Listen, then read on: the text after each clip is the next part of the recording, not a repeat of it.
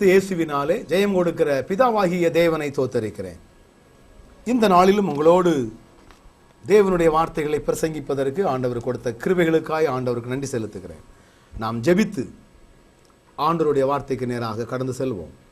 அன்பு நிறைந்த ஆண்டவரே, ஆசீர்வாதமான இந்த நல்ல நேரத்திற்காய் உமக்கு ஸ்தோத்திரம். இந்த வேளையிலும் உம்மை நாங்கள் சரியாய் புரிந்து கொள்ளக்கூடிய அளவில் செய்திகள் விளக்கமாக கடந்து வரத்தக்கதான கிருபைகளை நீர் எங்களுக்கு தாரும். விடுதலையோடு உம்முடைய வார்த்தைகள் கடந்து வர நீர் எங்களுக்கு ஒத்தாசை செய்ய போகிறதற்காய் உமக்கு நன்றி. உயிர்த்தெழுந்த இயேசுவின் நாமத்தில் விடுதலையோடு வார்த்தைகள் கடந்து வர நாங்கள் உம்மிடத்திலே மன்றாடுகிறோம். கிருபையும் இரக்கமும் கூட இருக்கட்டும். இயேசுவின் நாமத்தில் ஜெபிக்கிறேன் நல்ல பிதாவே, ஆமென். மறுபடியும் இயேசுவின் நாமத்தில் நான் உங்களை வாழ்த்துகிறேன். கிறிஸ்துவை புரிந்து கொள்ளுங்கள் என்கிற தலைப்பிலே நான் உங்களோடு என்னுடைய செய்தியை பகிர்ந்து கொள்வதற்கு ஆண்டவர் உதவி செய்வாராக. யோவான் எழுதின சுவிசேஷம் 4ஆம் அதிகாரத்தை நாம் திருப்பிக் கொள்வோம். இந்த யோவான் 4ஆம் அதிகாரத்திலே அநேகர் அவர் மேல் விசுவாசம் உள்ளவர்களானார்கள், ஆண்டவரை விசுவாசிக்கிற ஒரு குடும்பம் அப்படின்னு சொல்லி சில இடங்களிலே வருகிறது. ஒரு 3 காரியத்தை நாம் அந்த வேத பகுதியிலிருந்து நான் உங்களுக்கு விளக்க விரும்புகிறேன். ஒரு வசனத்தை நான் உங்களுக்கு சுட்டி காட்டட்டும். 4வது அதிகாரம் யோவான் 39வது வசனம் சொல்லுகிறது, நான் செய்த எல்லாவற்றையும் எனக்கு சொன்னார் என்று சாட்சி சொன்ன அந்த ஸ்திரீயினுடைய வார்த்தை நிமித்தம் அந்த ஊரில் உள்ள சமாரியரில் அநேகர் அவர் மேல் விசுவாசம் உள்ளவர்கள் ஆனார்கள். இயேசு கிறிஸ்துவை ஒரு கூட்ட ஜனங்கள் விசுவாசிக்கிறார்கள், நம்புகிறார்கள். அப்படி நம்புவதற்கு என்ன காரணம் அப்படிங்கிறதற்கு இந்த வேத பகுதி நமக்கு விடையளிக்கிறது. சமாரியா என்கிற ஒரு பெண், சமாரியாவிலே ஒரு பெண் இருந்தாள். அந்த பெண்ணிடத்திலே இயேசு கிறிஸ்து பேசிக்கொண்டிருந்தாள். 4வது அதிகாரம் 8வது வசனம் சொல்லுகிறது, சமாரியா நாட்டாளாகிய ஒரு ஸ்திரீ என்று வேதம் சொல்லுகிறது. அந்த சமாரியா நாட்டைச் சேர்ந்த அந்த பெண்ணிடத்திலே இயேசு கிறிஸ்து பேசிக்கொண்டிருக்கிறார். பேசிக்கொண்டிருக்கும் பொழுது அவளுடைய கடந்த கால நிகழ்கால வாழ்வுகளிலே நடந்த அநேக காரியங்களை எல்லாம் எடுத்துரைக்கிறார். வேதவசனம் மிக தெளிவாக சொல்லுகிறது. அப்படியே புட்டு புட்டு வைக்கிறார். அவளுக்கு ஒரே ஆச்சரியம் அவளுக்கு. அப்பதான் இவள் போய் ஊர்ல போய் சொல்லுகிறார், இப்படி ஒருத்தர் இருக்கிறார் ஐயா, எனக்குள்ளதை அப்படியே சொல்றார், என் அந்தரங்கம், என் கடந்த கால காரியங்கள் எல்லாவற்றையும் சொல்றார் என்று சொன்னார். இப்போ ஒரு கூட்ட ஜனங்களுக்கு அப்படி என்ன சொன்னார்னு கேட்டிருப்பாங்க. கடந்த காலத்தில் அவர் செய்த தவறுகள், இப்பொழுது அனுபவித்துக் கொண்டிருக்கிற காரியங்கள் எல்லாவற்றையும் சொல்லியிருக்கலாம். இப்போ இதை பார்த்த உடனே ஒரு கூட்ட ஜனங்கள் இயேசுவை விசுவாசிக்கிறார்கள். என்னன்னு விசாரிச்சிருப்பாங்க? இயேசு கிறிஸ்து ஒரு தீர்க்கதரிசி அப்படின்னு விசாரிச்சிருப்பாங்க. இயேசு கிறிஸ்து ஒரு தீர்க்கதரிசி அப்படின்னு அவரை நம்பியிருப்பாங்க, விசுவாசித்திருப்பார்கள். இதே அதிகாரத்தில் 4வது அதிகாரம் 53வது வசனம் சொல்லுகிறது பாருங்கள், உன் குமாரன் பிழைத்திருக்கிறான் என்று இயேசு தன்னுடனே சொன்ன மணி நேரம் அதுவே என்று தகப்பன் அறிந்து அவனும் அவன் வீட்டார் அனைவரும் விசுவாசித்தார்கள். இங்கே ஒரு ராஜா தன்னுடைய மரணத்தருவாயில் இருக்கக்கூடிய ஒரு மகனுக்காக இயேசு கிறிஸ்துவினிடத்திலே போகிறார். இயேசு கிறிஸ்து அவனை பார்த்து சொன்னார், நீ போகலாம், உன் குமாரன் பிழைத்திருக்கிறான். அந்த வார்த்தையை மட்டும் இந்த மனுஷன் நம்பிட்டு வீட்டுக்கு வரான். அது எப்படி பிழைப்பான்? எதிர்கேள்வி கேட்கல, நம்பி வந்தான். அப்போ ஆண்டவருடைய வார்த்தையை நம்பி வீட்டுக்கு வந்த அந்த மனுஷனுக்கு குமாரன் பிழைத்திருக்கிறான் என்கிற செய்தி கேட்கப்படுகிறது. வேதவசனம் சொல்லுகிறது பாருங்கள், 53வது வசனத்திலே, உன் குமாரன் பிழைத்திருக்கிறான் என்று இயேசு தன்னுடனே சொன்ன மணி நேரம் அதுவே என்று தகப்பன் அறிந்து அவனும் அவன் வீட்டார் அனைவரும் விசுவாசித்தார்கள். இப்போ இந்த கூட்டம், இந்த குடும்பம் இயேசுவை விசுவாசிப்பதற்கு என்ன காரணம்? இயேசு கிறிஸ்துவை போல அற்புதம் செய்கிறவர் வேற யாரும் இருக்க முடியாது. செத்து போவான்னு நினைச்சையா, சாக கடந்தவன் இயேசு கிறிஸ்துட்ட போய் சொன்னேன், நீ போ பிழைச்சிருப்பான் அப்படின்னு தான் சொன்னாரு. வீட்டுக்கு கூட வரல.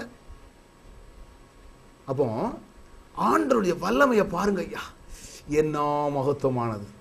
அவரை போல ஒரு அற்புத மூர்த்தி வேற யாரும் இருக்க மாட்டாங்க அப்படின்னு நினைச்சு இந்த குடும்பம் இயேசுவை ஏற்றுக்கொள்கிறது, இயேசு கிறிஸ்து மேல நம்பிக்கை வைக்கிறது, இயேசு கிறிஸ்து மேல விசுவாசம் வைக்கிறது. முதல்ல சொன்னேன், ஒரு கூட்டம் அவரை போல ஒரு தீர்க்கர் வேற யாரும் இல்லை என்று எண்ணினார்கள். இந்த குடும்பம் அவரை போல ஒரு அற்புதர் வேற யாரும் இருக்க முடியாதுன்னு நம்புறாங்க. சரிதானா? இன்னைக்கும் பெரும்பாலான ஜனங்கள் இப்படிப்பட்டவைகளுக்காக மட்டுமே கிறிஸ்து மேல நம்பிக்கை வைக்கிறாங்க. ஆனா இதே அதிகாரத்துல இன்னொரு வசனம் வருகிறது பாருங்கள், 42வது வசனம், 41, 42. அப்பொழுது அவருடைய உபதேசத்தின் நிமித்தம் இன்னும் அநேகம் பேர் விசுவாசித்து அந்த ஸ்திரீயை நோக்கி, உன் சொல்லி நிமித்தம் அல்ல, அவருடைய உபதேசத்தை நாங்களே கேட்டு அவர் மெய்யாய் கிறிஸ்துவாகிய உலக இரட்சகர் என்று அறிந்து விசுவாசிக்கிறோம் என்றார்கள். வேதவசனம் சொல்லுகிறது பாருங்கள். இப்போ ஒரு கூட்ட ஜனங்கள் இயேசு விசுவாசிப்பதற்கு என்ன காரணம்? இயேசு கிறிஸ்துவினுடைய பிரசங்கத்தை கேட்கிறாங்க. பிரசங்கத்தை கேட்டுட்டு இவர்தான் மெய்யாய் உலக இரட்சகர் என்று அறிந்து விசுவாசிக்கிறாங்க.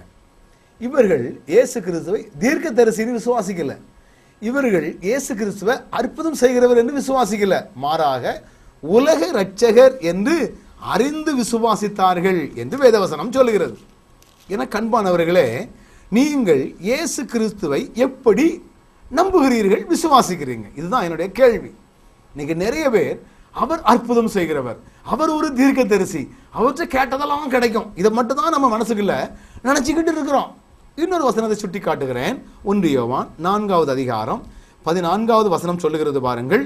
பிதாவானவர் குமாரனை உலக இரட்சகராக அனுப்பினார் என்று நாங்கள் கண்டு சாட்சியிடுகிறோம்.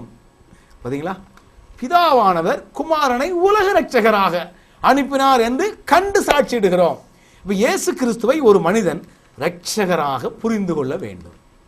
இந்த புரிந்து கொள்ளுதல் உங்களுக்கு இருக்கிறதா? நீங்க யோவான் 6ஆம் அதிகாரம் 2வது வசனத்துல பாத்தீங்கன்னா, ஜனங்கள் எல்லாரும் அவருக்கு திரளாக பின் சென்றார்கள். ஏன் செல்றாங்க? அவர் வியாதிக்காரரிடத்துல செய்த அற்புதங்களை, எங்க அற்புதம் நடக்குதோ அங்க கூட்டம் இருக்கும். எங்க பிரசங்கம் இல்லாம அற்புதங்களுக்கு முக்கியத்துவம் கொடுக்குறாங்களோ அங்க கூட்டம் இருக்கும். எங்க வேதவசனங்களுக்கு முக்கியத்துவம் கொடுக்காம தீர்க்க தரிசனங்களுக்கு முக்கியத்துவம் கொடுக்குறாங்களோ அங்க கூட்டம் இருக்கும். சதனா இன்னைக்கு பிசாசானவன் ஜனங்களை இயேசு கிறிஸ்து இரட்சகர், மெய்யான ஒரு உலக இரட்சகர் என்பதை புரிந்து கொள்ள விடுவதற்கு இடம் கொடுக்காதபடி, ஆண்டவரை மிஸ்யூஸ் பண்ணுவதற்காக, அவரை தவறான ஒரு புரிந்து கொள்ளுதலுக்கு நேராக ஜனங்களை வழிநடத்தி கொண்டிருக்கிற காரியத்தை உலகத்திலே நம்ம பார்க்க முடியும். இன்னைக்கு இயேசு கிறிஸ்து உலக இரட்சகர் என்பதை அநேகரால் புரிந்து கொள்ள முடியல. அவர் ஒரு தீர்க்கதரிசி, அவர் ஒரு அற்புதர், இதை மட்டுமே எண்ணிக்கொண்டிருக்கிறோம். தீராத வியாதி அவரால் தீர்க்க முடியும், தீராத கடன் அவரால் தீர்க்க முடியும், என்னை பற்றி எதிர்காலத்தை பற்றி எல்லாம் அவர் சொல்லிடுவார், ஆண்டவர் எனக்கு உள்ளதெல்லாம் தரிசனத்தில் காட்டிடுவார். இப்படியே நம்பிக்கொண்டிருக்கிறாங்க. நீங்கள் இயேசுவை புரிந்து கொள்ளுங்கள். இயேசு கிறிஸ்து மெய்யாகவே இவ்வுலகிலே வந்த உலக இரட்சகர். எத்தனையோ தெய்வங்கள் இருந்தாலும் இரட்சகர் ஒருவரே, அவர் இயேசு கிறிஸ்து தான். மேலே வானத்திலும் கீழே பூமியிலும் இயேசு கிறிஸ்துவை தவிர வேறொரு இரட்சகர் இல்லை. இரட்சகர் என்பது பாதுகாப்பவர், பாதுகாவலர், மெய்யான பாதுகாவலர். பாவத்திலிருந்து, சாபத்திலிருந்து, உலக வாழ்விலிருந்து ஆண்டவர் நமக்கு மெய்யான ஒரு வாழ்வை தருவதற்காக பிதாவினால் அனுப்பப்பட்ட உலக இரட்சகர் என்பதை நாம் அறிந்து போய்விடக் கூடாது, மறந்து போய்விடக் கூடாது. அவர் உலக இரட்சகர் என்பதை அறிந்து நீங்கள் கிறிஸ்துவின் மீது நம்பிக்கை வையுங்கள். வேதவசனம் சொல்லுகிறது பாருங்கள்.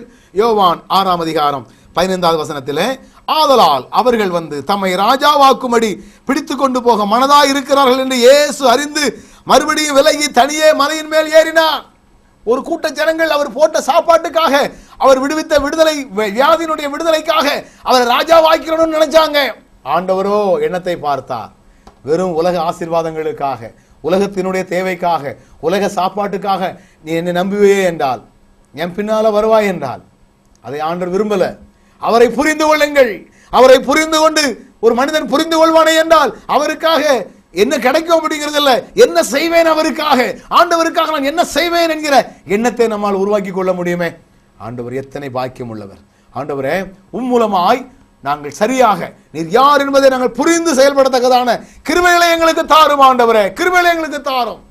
உம்மால் எங்களுடைய காரியங்களை எல்லாம் கூற முடியும். உண்மை, உம்மால் எங்களுடைய வாழ்க்கையில மேன்மையான அற்புதங்களை செய்ய முடியும், உண்மை. அதே நேரத்தில் இவைகளுக்காக இம்மைக்காக மாத்திரம் நீ இந்த உலகத்தில் வரல. நீர் எங்களுக்கு உலகத்திற்கு வந்த நோக்கம், நீர் ரட்சகர். ஆண்டவரே, நீர் உலக ரட்சகர், நீர்தான் ரட்சகர். உம்மை தவிர வேறொரு ரட்சகர் இந்த உலகத்தில் கிடையாது. இதை நாங்கள் சரியாய் புரிந்து கொள்ளக்கூடிய ஞானமுள்ள கண்களை தொடர்ந்து நீர் எங்களுக்கு தாரும். இன்னைக்கு அநேகர் இதை சரியாய் புரிந்து கொள்ளவில்லை ஆண்டவரே. அநேக கூட்டங்களுக்கு நேராக ஓடுகிறவர்கள் வெறும் அற்புதம், வெறும் தீர்க்கதரிசனம், அந்த ஊழியக்காரர் என்ன பத்தி அப்படி பேசின இதையே சொல்லிக் கொண்டிருக்கிறார்கள். ஆண்டவரை, உம்மை நாங்கள் சரியாய் புரிந்து கொள்ள வேண்டும் என நீர் விரும்புகின்றீர். அதற்காகவே இந்த நாளிலே இப்படிப்பட்ட வார்த்தைகளை உம்முடைய ஜனங்களுக்காக நீர் உரைத்து கொண்டிருப்பதற்காய் உமக்கு நன்றி செலுத்துகிறேன் ஆண்டவரே. உம்மை சரியாய் புரிந்து நாங்கள் உம்மை பின்பற்றக்கூடிய மக்களாக நாங்கள் எங்களை மாற்றிக்கொள்ளக்கூடிய கிருபையை நீர் எங்களுக்கு தாரும். அப்படி ஆண்டவர் உதவி செய்கிறவர். பல ஆண்டுகளுக்கு முன்பதாக ஒரு விளையாட்டு போட்டியிலே நாங்கள் வெற்றி பெற்று அதற்கு அடுத்த போட்டியிலே கலந்து கொள்வதற்காக நானும் என்னுடைய நண்பரும் சென்றோம். என்னுடைய விளையாட்டு ஆசிரியரை நாங்கள் அழைக்கவில்லை. நாங்கள் பள்ளிக்கூடத்திலிருந்து அந்த விளையாடக்கூடிய இடத்திற்கு நாங்கள் போகும் பொழுது அந்த ஆசிரியருடைய பையன் நாங்கள் வரக்கூடிய பஸ்ஸில் அப்பாவுக்கு தேவையான பெட்ஷீட்டு, போர்வை எல்லாம் சேர்த்து ஒரு பேக்கில் கொண்டு வந்தார். அப்பா எங்கன்னு கேட்டார். அப்பா வரலையே. அப்போ நினச்சேன், நான் எங்களுடைய ஆசிரியரை புரிந்து கொள்ளலை, அவர் நம்ம கூட வருவார் அப்படின்னு எங்களுக்கு தெரியாது. சரிதானா? நொந்து கொண்டோம். இப்படி எங்கள் மேலே பாசமுள்ள ஒரு ஆசிரியர் இருந்திருக்கிறார், அதை நாங்கள் சரியாக கணிக்கவில்லை. அவர் எங்கே வர போகிறாரு இதை நாங்கள் நினைத்து விட்டோம். அதே போலதான் ஆண்டவரை சரியாக புரிந்து கொள்ளாமல் பின்பற்றுகிற கூட்டங்கள் பெருகிவிட்டது. ஆண்டவரை புரிந்து கொள்ளாமல் அவருக்கு ஊழியம் செய்கிற கூட்டங்கள் பெருகிவிட்டது. எனக்கு ஊழியம் செய்தால் என்ன கிடைக்கும்? வேதாகமத்தை தூக்கி கொண்டு திரிந்தால் என்ன கிடைக்கும்? பிரசங்கித்தால் என்ன கிடைக்கும்? ஆண்டவருக்காக பாடல்களை பாடினால் என்ன கிடைக்கும் என்கிற எதிர்பார்ப்போடு கிறிஸ்துவை நீங்கள் புரிந்து கொண்டால் எந்த எதிர்பார்ப்பும் என்று கிறிஸ்துவுக்காக ஓடிக்கொண்டே இருக்க முடியும். சரியாய் நீங்கள் புரிந்து கொள்ளுங்கள் என்று ஆண்டவர் விரும்புகிறார். கண்களை மூடுவோமா? ஆண்டவரே, உம்மை சரியாய் புரிந்து கொள்ளக்கூடிய மனக்கண்களை திறந்தருளும் என்று சொல்லி நம் ஜெபத்தோடு செயல்படுவோம். நல்ல ஆண்டவரே, சமாரியா பெண்ணினுடைய வார்த்தைகளை கேட்டவர்கள் இவர் ஒரு மெய்யான ஒரு தீர்க்கதரிசி என்று நம்பி உம்மை விசுவாசித்தார்கள். ராஜாவினுடைய குடும்பத்தார் தன்னுடைய மகனுக்கு சுகமளித்த மாத்திரத்தில் அவரை போல ஒரு அற்புதம் செய்கிறவர் வேறு யாரும் இருக்க முடியாது என்று சொல்லி விசுவாசித்தார்கள். ஆனால் ஒரு கூட்ட ஜனங்கள் உம்முடைய வார்த்தைகளை கேட்டு மெய்யாகவே உலக ரட்சகர் என்று விசுவாசித்தார்களே, அப்படிப்பட்ட ஒரு விசுவாசம் உள்ள வாழ்க்கையை நாங்கள் அனுபவிக்க நீர் எங்களுக்கு பலன் தாரும். அப்படி தரப்போவதற்காக உமக்கு நன்றி. வார்த்தைகளை கேட்ட பிள்ளைகள் ஒவ்வொருவரையும் உயிர் தழுந்த இயேசுவின் நாமத்திலே ஆசீர்வதிக்க நீர் உதவி செய்தருளும். ஆசீர்வதித்தருளும்படியாய் நான் ஜெபிக்கிறேன். கிருபையும் இரக்கமும் கூட இருக்கட்டும். இயேசுவின் நாமத்தில் ஜெபிக்கிறேன், ஜீவனுள்ள நல்ல பிதாவே, ஆமென்.